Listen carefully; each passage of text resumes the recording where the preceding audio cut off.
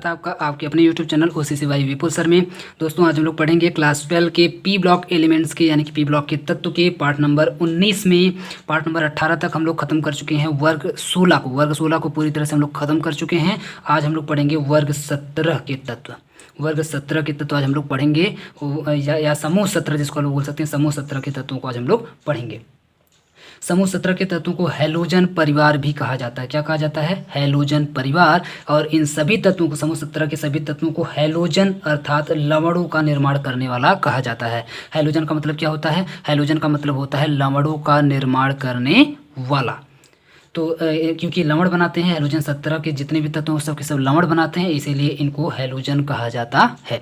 ठीक है, तो इस तरीके से आज आपका हो जाएगा हैलोजन परिवार। इलेक्ट्रॉनिक विन्यास की बात करते हैं तो वर्ग 17 में आप देखेंगे तो फ्लोरीन, क्लोरीन, ब्रोमीन, आयोडीन और एस्टेटीन, ये इतने आप देखेंगे एलिमेंट होते हैं, इतने तत्व होते हैं वर्ग 17 में। संकेत की बात करें तो फ्लोरीन का F, क्लोरीन का Cl, ब्रोमीन का Br, आयोडीन का I और एस्टेटीन का AT करके इसका संकेत होता है। परमाणु क्रमांक 9, 17, 35, 53 और 85 होता है। ये कैसे निकाला जाता है? तो इसमें आप लोग 8 ऐड कर दीजिए, 8 फिर 18 फिर 18 फिर 32। तो 8, 18, 18, 32 अगर आप लोग ऐड कर देंगे तो आराम से निकलता हुआ चला जाएगा। तो सिर्फ ऊपर का अगर आपको पता है तो ऊपर से आप लोग नीचे के सभी परमाणु क्रमांकों को निकाल सकते हैं। याद करने की ज़रूरत बिल्कुल नहीं है। ट्रिक की अगर बात करें, मान लीजिए आपको याद नहीं हो रहा है तो ट्रिक में कैसे आप लोग याद करेंगे? तो फिर कल बाहर आएगा ऑटो, फिर कल बाहर आएगा ऑटो करके आप लोग याद कर सकते हैं। या फिर एक और ट्रिक इसका है, फिर कल बाहर आई आंटी, ये भी कर सकते हैं। कल फिर कल बाहर आई आंटी या फिर कल बाहर आएगा ऑटो, इस तरीके से करके जो भी आप लोग अपने हिसाब से ट्रिक बना सकते हैं, याद कर सकते हैं। फिर का मतलब हो जाएगा फ्लोरीन, कल का मतलब हो जाएगा क्लोरीन, बाहर का मतलब हो जाएगा ब्रोमीन, आएगा या आई का हो जाएगा आयोडीन और ऑटो या आंटी का हो जाएगा एस्टेटीन। तो इस तरीके से आपका ट्रिक बन करके तैयार हो गया। ये हो गया परमाणु, ये हो गया आपका तत्व हो गए। अब इसके इलेक्ट्रॉनिक विन्यास को देखने चलते हैं कि क्या होगा। तो इन सभी तत्वों के इलेक्ट्रॉनिक विन्यास आपके सामने है। फ्लोरीन का 9 होता है तो 1s2 2s2 2p5 हो जाएगा। क्लोरीन का 17 होता है तो 1s2 2s2 2p6 3s2 3p5 हो जाएगा। कॉमन बात अगर हम लोग करें तो 2s2 2p5 2s2 2p5 2s2 sorry yes के अंदर 2 और p के अंदर 5, यस के अंदर 2 और p के अंदर 5 आप देखेंगे तो लास्ट में सब में रहेगा 2 5 2 5 2 5 2 2 और 5। तो सभी में अगर आप लोग देखेंगे तो लास्ट में 2 और 5 रहेगा और सबसे लास्ट में अगर देखें तो 5 सब में रहेगा, इसीलिए इसको बोला जाता है वर्ग 17 के तत्व।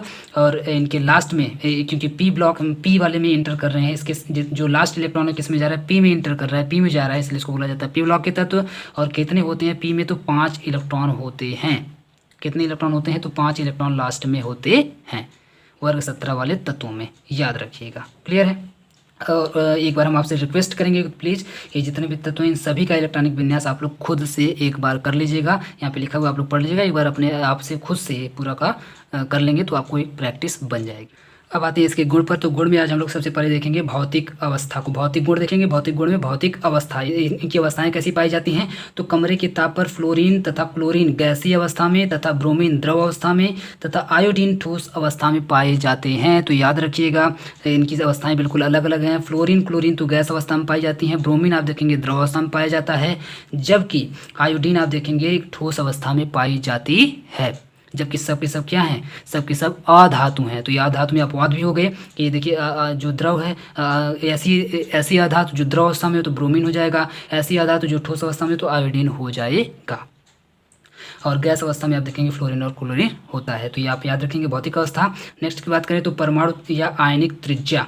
तो समूह 17 के तत्वों की परमाणु त्रिज्या समूह 16 की तुलना में कम होती है। जैसे जैसे आप लोग लेफ्ट से राइट बढ़ते हुए जाएंगे वैसे वैसे परमाणु और आयनिक त्रिज्याएं कम होती जाती हैं। तो क्योंकि आप लोग बढ़ते बढ़ते बढ़ते बढ़ते आ गए हैं समूह 17 तक, तो जाहिर सी बात है समूह 16 से कम ही होगी। समूह 16 से इनकी आयनिक और परमाणु और आयनिक त्रिज्याएं कम होती हैं। ठीक है, तथा नीचे आने पर बढ़ती जाती है। और अगर आप लोग ऊपर से नीचे आएंगे तो परमाणु तथा आयनिक त्रिज्याएं बढ़ती जाती हैं, जैसा कि आप लोग इलेक्ट्रॉनिक विन्यास में देख सकते हैं। जैसे जैसे आप लोग नीचे आ रहे हैं तो देखिए यहाँ से दूरी बढ़ती जा रही है ना, ये जो दूरी बढ़ती जा रही है इसी दूरी को बोला जाता है परमाणु तथा आयनिक त्रिज्याएं।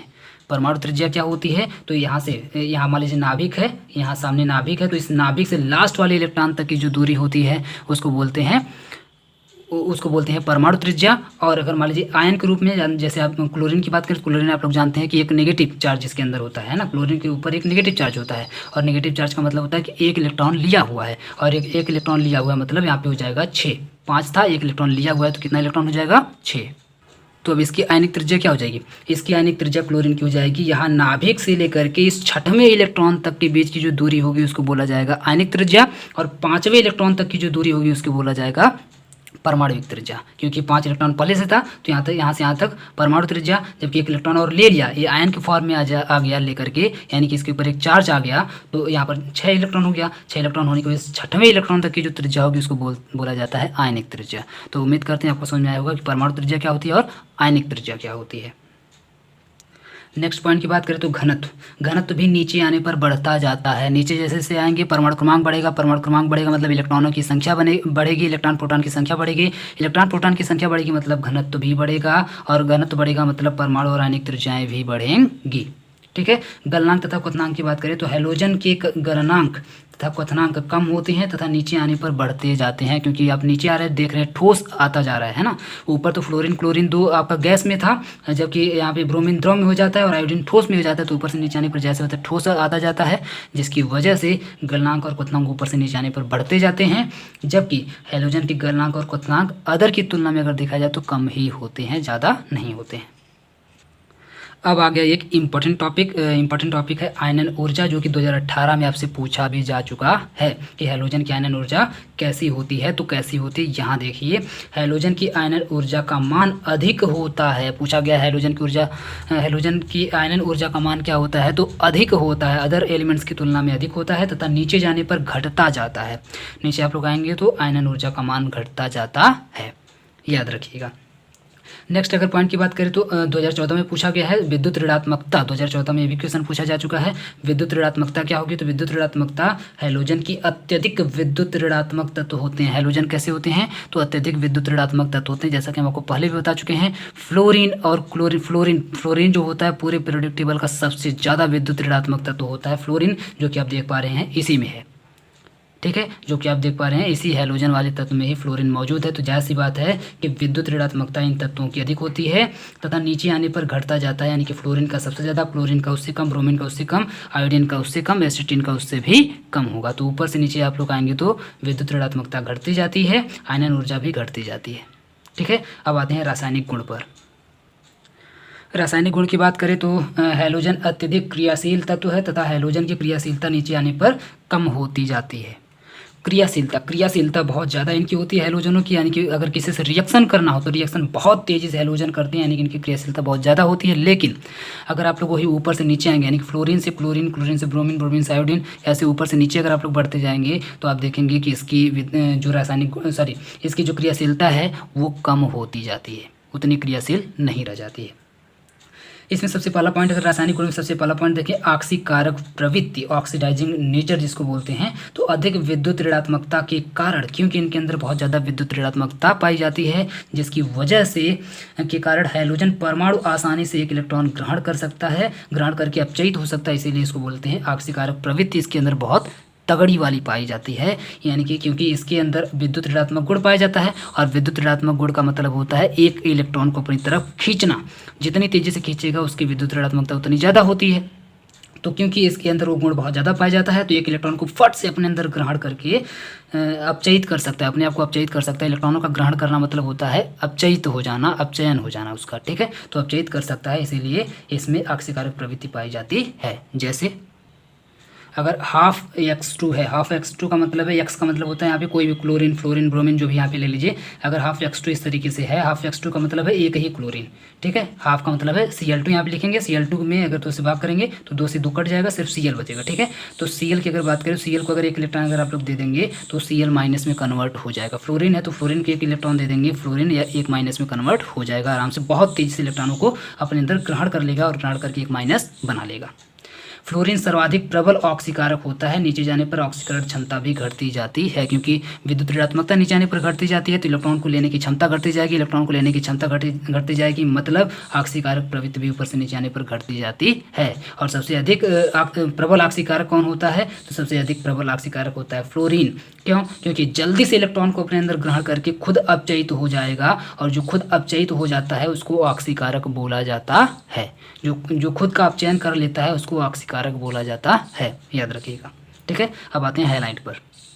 हैलाइड की अगर बात करें तो हैलोजन आवर्त सारणी में उपस्थित सभी तत्वों, हीलियम हो गया, नियान हो गया, आर्गन हो गया, इसको छोड़ करके, हीलियम, नियान, आर्गन को छोड़ दें, यानी कि अक्रिय गैसों को अगर छोड़ दें, अक्रिय गैसों को अगर छोड़ दें तो बाकी सभी तत्वों के साथ संयोग करके एक बड़ी संख्या में द्विक यौगिक का निर्माण करते हैं, जिन्हें हैलाइड्स कहा जाता है। ठीक है, तो हैलोजन क्या करते हैं, हैलोजन एक बड़ी संख्या में, अगर आप लोग सिर्फ हीलियम, नियान, आर्गन यानी कि अक्रिय गैस जो होती है उनको अगर छोड़ दें तो बाकी सभी के साथ एक द्विक का मतलब होता है कि सिर्फ 2 एलिमेंट वाला, सिर्फ 2 परमाणु वाला एक यौगिक बनाते हैं, जिसको हैलाइड कहा जाता है। क्योंकि हैलोजन से मिलकर के बनता है इसलिए उसका नाम हैलाइड पड़ जाता है। हैलोजन से जो यौगिक मिलकर के बनते हैं उसको हैलाइड कहा जाता है।